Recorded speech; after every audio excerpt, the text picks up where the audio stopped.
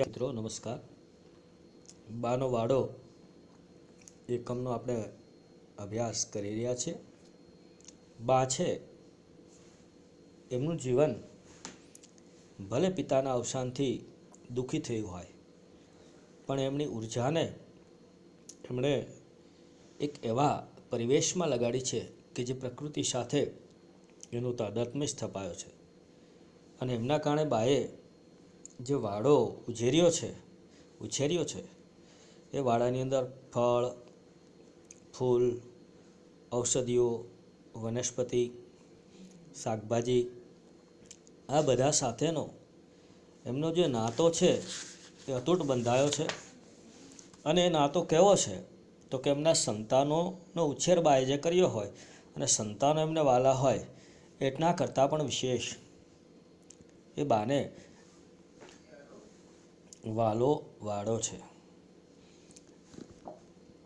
અને બા છે એણે વાડામાં આ વસ્તુઓ સાથે પરંતુ વાડાની જગ્યા એ 10 ફૂટ, 20 ફૂટ, 50 ફૂટ છે. એમની સાથે બાઈને કોઈ નાતો નથી, પરંતુ બાને પ્રકૃતિ પ્રત્યે લગાવ છે. આ વાત અહીંયા લેખકે સુંદર રીતે કરી છે. અને એકમને આગળ ચલાવતા આપણે જોઈએ તો કે બા જ્યાં હોય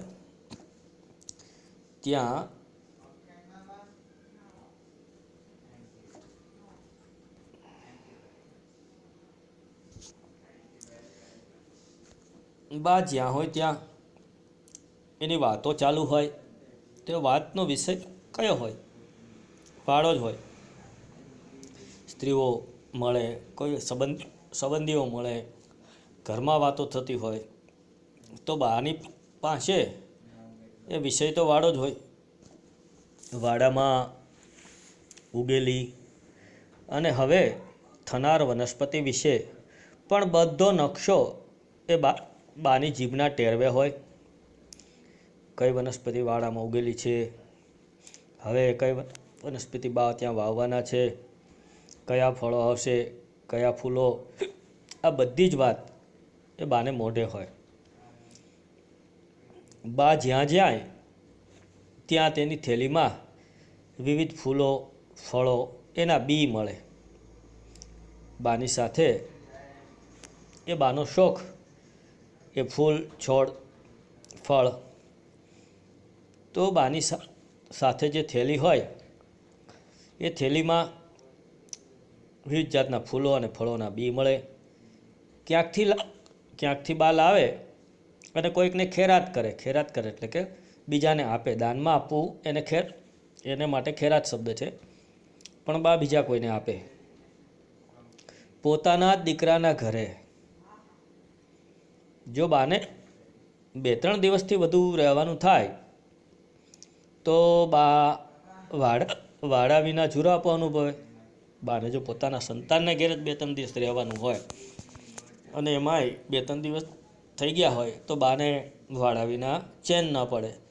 એને વાડો યાદ આવ્યા રાખે અને બા એમ વિચારે કે વાડાનું તો શું થઈ ગયું હશે, ભૂંડ બેસી ગયા હશે, વાંદરાઓએ ખેદાન મેદાન કરી નાખ્યું હશે, લોકોએ આડેધડ ફૂલો ચૂંટી લીધા હશે, કાચા લીંબુ કોઈ લઈ ગયું હશે, વગેરે વગેરે બાને વિચારો આવે. અને બા આવું સંતાનો પાસે કે પોતે 2-3 દિવસ રોકાઈ ગયા છે, હવે મારે વધારે નથી રોકાવવું, કારણ કે મારો વાડો છે ને એ ટળી જાય એમ. કારણ કે ત્યાં કોઈ આ ભૂંડ બેસી જાય, વાંદરાઓ આવી જાય, ખેદાન મેદાન કરી નાખે, કોઈ વળી ફૂલ લઈ જાય, કોઈ કાચા લીંબુ તોડી જાય. અને બા આ બધી વાંચે બેચેન થઈ જતી. અને અમુક દિવસે તો તે કોઈનું માન્યા વિના વાડાના લગાવને કારણે મક્કમ થાતી પાછા વતન ચાલી નીકળે. અને વતન જઈને જ પછી બાને જંપ થવું એટલે કે શાંતિ મળે. પછી વાડો પણ ખુશ અને બા પણ ખુશ. પછી તો બા વાડે પહોંચે, ફરી પાછી વાડાની માવજત શરૂ થાય. સાફસૂફ, પાણી પાવું, જાત જાતના ફૂલો, જાત જાતના ફળો અને ઔષધિઓની દેખભાળ કરવી. આમ બાઈ ખુશ થઈ જાય અને વાળો પણ ખુશ થઈ જાય. બાને છાબડી ભરી ભરીને મંદિરમાં ફૂલ મોકલતા મેં જોઈ છે. ફૂલ આવે એટલે બા ચૂંટી આવે, ફૂલ ચૂંટીને એની છાબડી ભરે અને મંદિરે મોકલે. સવારે વારા ફરતી 10થી 15 જણ આવે એ સૌને માટે બા પહેલી સવારે ઉઠે અને ફૂલો ચૂંટે અને પિત્તળની ચમકતી થાળીમાં એકઠા કરી અને તૈયાર રાખે. 10થી 15 વ્યક્તિઓ આવે જે મંદિરે દર્શન કરવા જતા હોય, પૂજાપાઠ કરવા જતા હોય એવા લોકો આવે. બા સવારે વહેલી ઉઠી ગઈ હોય, પહેલી સવારે એટલે એકદમ વહેલું જાગવું, અને એ પરોઢિયે જાગી અને બાએ ફૂલો ચૂંટી લીધા હોય અને એક પિત્તળની થાળી. અત્યારે મિત્રો આપણે પ્લાસ્ટિકના વાસણો આવી ગયા, સ્ટીલના વાસણો આવી ગયા, પણ ત્યારે પિત્તળના વાસણો હતા અને પિત્તળના વાસણો છે એ સોના જેવા ચમકતા. આવી ચકચકતી થાળીમાં બા છે એ ફૂલો એકઠા કરી રાખે. પછી આવનાર દરેકને એ બા સરખા હિસ્સે અને હોંશે હોંશે એ ફૂલો આપે. પછી બાનો ચહેરો ત્યારે આકાશ જેવો નિર્મળ બની જતો. બા છે એ જ્યારે એમને આ ફૂલો આપે ત્યારે બાનો ચહેરો એકદમ નિર્મળ હતો. મીઠો લીમડો લેવા તો ફળિયા ઉપરાંત આખું ગામ આવે. બાએ મીઠો લીમડો વાવ્યો હતો અને મીઠો લીમડો લેવા માત્ર ફળિયાના જ લોકો નહીં, ગામના ઘણા બધા લોકો આવે. બા બધી વેળા જાતે લીમડો તોડી અને આપે. કામ પડતું મૂકીને પણ કોઈ આવે બા પાસે લીમડો લેવા તો બા એમને કે જાઓ તમે તોડી લ્યો. એ ગમે તેમ ભાંગી નાખે, તોડી લે, એવું ન થાય લીમડાને એટલા માટે બા પોતે જાય, લીમડો તોડી આપે અને ગમે તેવું કામ પડતું મૂકીને પણ એ આવેલા વ્યક્તિને લીમડો તોડી આપતા. ક્યારેક જ એના ચહેરા ઉપર કલેશ જણાય નહીં. બા છે એના ચહેરા ઉપર ક્યારેય પણ એ દુઃખ જણાતું નહોતું. ગમતી કોઈ વ્યક્તિ આવી પડે ત્યારે છતાં એને લીમડો તો આપે જ. બા છે એના ચહેરા ઉપર ક્યારેય કલેશ ન જણાય. કોઈ અણગમતી વ્યક્તિ, નહીં ગમતી વ્યક્તિ આવી પડે ને ત્યારે પણ બા છે એને લીમડો તો તોડી જ આપે. લીંબુ લેવા ઓછા જણ આવે, પણ ભદ્ર નોકરિયાતો પેટમાં વીતે છે, તાવ આવે છે એમ બહાના કાઢી અને બા પાસે લીંબુ લેવા આવે. લીંબુ લેવા બહુ ગામના વ્યક્તિ તો ન આવે, પણ કોઈક સુખી લોકો અને નોકરિયાત લોકો આવે કે પેટની અંદર ચૂંક આવી છે અને તાવ આવે છે અને લીંબુ શરબત પીવડાવવાનું છે, એવા બહાના કાઢીને બા પાસે આવે લીંબુ લેવા. તો બા આના કાના વિના એને લીંબુ આપે. બા એને હા ના કશું જ ન કહે, તરત જ બા લીંબુ તોડી આપે. પણ અંદરથી સમજે, બા પોતે મનથી તો સમજતી કે બીમારીનું તો બાનું છે, મૂળે તો મફતિયું શરબત પીવું હશે ને. બીમારીનું તો આવેલા લોકો બાનું કરે છે, નોકરિયાત છે, સુખી લોકો છે, પણ એ ખોટી રીતે લીંબુ લેવા માટે બહાનું કરી રહ્યા છે, ખોટી વાત કરી રહ્યા છે. મૂળે તો શું છે ને મફતનું લીંબુ શરબત પીવું હશે. બા એ રીતે ભોળી નહીં, ભલી ખરી. બા અણસમજુ નહોતી, બાને સમજણ તો હતી જ, એટલે બા ભોળી નહીં પણ ભલી ખરી, છતાંય એ પોતાની ભલમનસાઈ ન છોડતી, આવેલા વ્યક્તિને ક્યારેય નિરાશ ન કરતી. પપૈયા, જામફળ અને શાકભાજી તો રીતસર એ લૂંટાવે. પપૈયા પાકે, જામફળ પાકે અને શાકભાજી પાકે ને તો એ રીતસર લૂંટાવે એટલે કે બધાને આપે. અમે શાળાએથી ઘેર આવીએ એટલે 2-3 દિવસે થેલી લઈ અને અમુકના ઘેરે શાકભાજી આપવા અમને મોકલે. અમે સ્કૂલેથી છૂટીને આવીએ ત્યાં બાએ થેલી તૈયાર રાખી હોય શાકની ભરેલી, અને એમ કે જાઓ બેટા આમના ઘેર આપી આવો. અમુકના ઘેરે મોકલે. ખાયા સો ખોયા, ખીલાયા સો પાયા. જે ખાધું એ આપણે ખોયું, પણ બીજાને ખવડાવ્યું તો કંઈક મેળવ્યું. એ જાણે બાનું જીવનસૂત્ર હતું. બા છે બીજાને ખવડાવીને રાજી થતી હતી. આમ બાનું જીવનસૂત્ર બીજાને ખવડાવવાનું અને એ ખવડાવવામાં પોતાનું સુખ માનતી હતી. બા છે એ છોડની માવજત કરતી જોતી છે.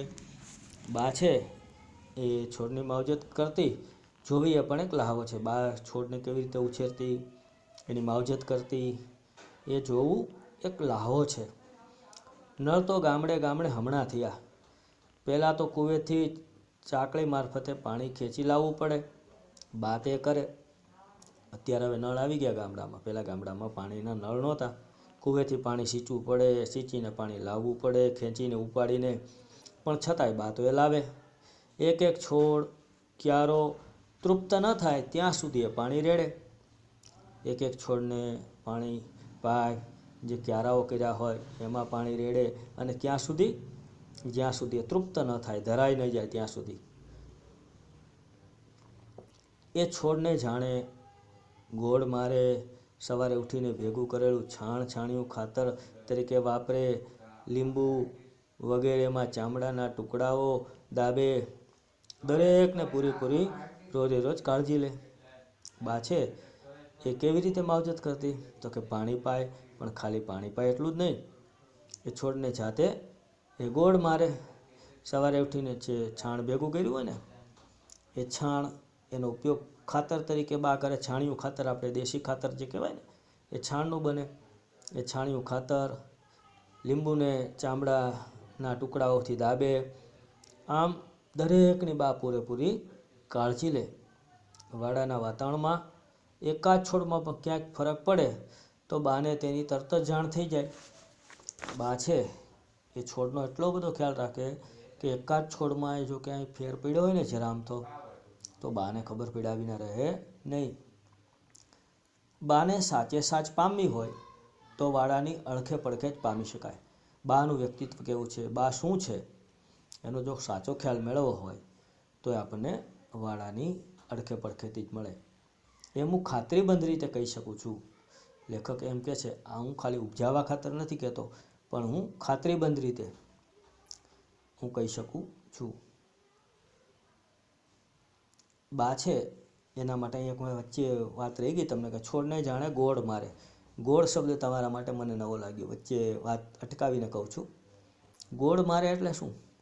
ગોળ એટલે ગોળ નહીં હો, પણ જ્યાં વૃક્ષ વાવ્યું હોય ને, પેલો રોપો વાવ્યો હોય ને, એ છોડની આસપાસ માટીને ખોદવી પડે તો શું થાય? ક્યારો થાય, ને ક્યારો થાય તો એમાં પાણી ભરાય, એટલે એને ગોળ માર્યો કહેવાય.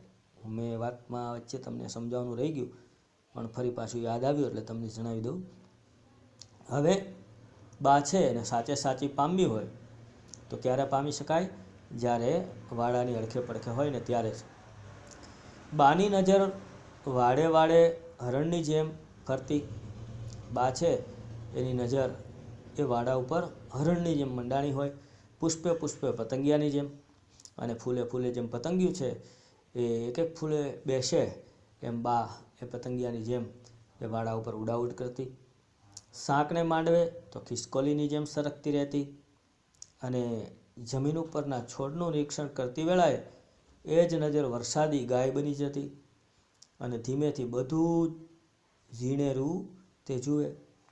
બા છે એની નજર એકદમ ઝીણી, જેમ કે વાડ છે હરણને વાલી હોય, પતંગિયાને ફૂલવાલા હોય, શાકને માંડવે ખિસકોલી સરકતી હોય, અને જમીન ઉપરના છોડ ઉપર નિરીક્ષણ કરતી વેળાએ તો બા વરસાદી ગાય બની જતી, અને ઝીણું ઝીણું બા જુએ રાખે. બા કશેક જાય ને જો ત્યાં વાડા જેવું ફળફળાદી નિહાળે તો ત્યાં લે લટાર માર્યા વિના રહે જ નહીં. બા પોતાના વાડાને ઉછેરે મોટો કરે, સાચવે એવું નહીં, પણ બા ક્યાંક ગઈ હોય બહાર અને ત્યાં એને આવું વાડા જેવું કંઈ જોવા મળે તો બા ત્યાં અવશ્ય લટાર મારે, આંટો મારે, જુએ. એટલું જ નહીં, એની થેલીમાં કોઈક છોડની કલમ, કોઈક આખોને આખો છોડ તોડી આવી પડે. બા છે એ ત્યાંથી કોઈ સારી કલમ જુએ ને કોઈ આખો છોડ હોય તો એ બા પોતે થેલીમાં લેતી આવે. બા આજે પણ વાડાની વાત આવતા હું 10 વર્ષની મારી ઉંમરે મુગ્ધતા જે વિસ્મય તેનામાં જોતો હતો, એવા જ મુગ્ધતા વિસ્મયથી હું નિહાળું છું. એટલે કે વાડાની ક્યારેય વાત નીકળે તો જ્યારે આવી વાત નીકળે ત્યારે હું 10 વર્ષની મારી ઉંમરે હતો, અને જે મુગ્ધતા અને જે વિસ્મય એ બામાં જોતો હતો, આજે એ જ મુગ્ધતા અને એ જ વિસ્મય મને બામાં જોવા મળે છે. કોને ખબર આ વાડો કંઈ નવી વસ્તુ બા સામે આમ દરેક વખતે ધરી દેતો હશે? ખબર નથી મને કે કેમ આવું બનતું હશે કે બામાં આટલી મુગ્ધતા અને વિસ્મયતા કેમ આવી જતી હશે, કે મને બાના ચહેરા ઉપર મુગ્ધતા કે વિસ્મય કેમ દેખાતું હશે. કોને ખબર કે કઈ વાડો છે એ નવી વસ્તુ બા સામે આમ દરેક વખતે ધરી દેતો હશે. લેખક કહે છે મને પ્રશ્નાર્થ થાય છે. આમ અહીંયા આપણું આ બાનો વાડો એ બાનું જીવન પ્રકૃતિને સમર્પિત હતું. બા પ્રકૃતિમય હતી અને બાને પ્રકૃતિ વિના ચેન નહોતું પડતું. બાને કોઈને આપીને બાને સુખ થતું હતું. બા રાજી થતા હતા. બા ભોળા નહીં પણ ભલા તો હતા જ. આવી સુંદર મજાની વાતો લેખકે બાના વાડા દ્વારા કરી અને બાનો પ્રકૃતિ પ્રેમ, વનસ્પતિ પ્રેમ, ફૂલ ફળ, ઔષધીય તેમજ બા છે એના વ્યક્તિત્વનો નિખાર એ વાડામાં કેમ આવતો એ વાતની સુંદર મજાની આ નિબંધની અંદર વાતો કરી છે. આ નિબંધ જે આપણો છે એ ગાતા ઝરણામાંથી લેવામાં આવેલો છે. અહીંયા મિત્રો આ એકમ આપણે પૂર્ણ કરીએ છીએ અને આવતા પીરિયડમાં ફરી પાછા આપણે શબ્દ સમજૂતીથી મળીશું. અસ્તુ.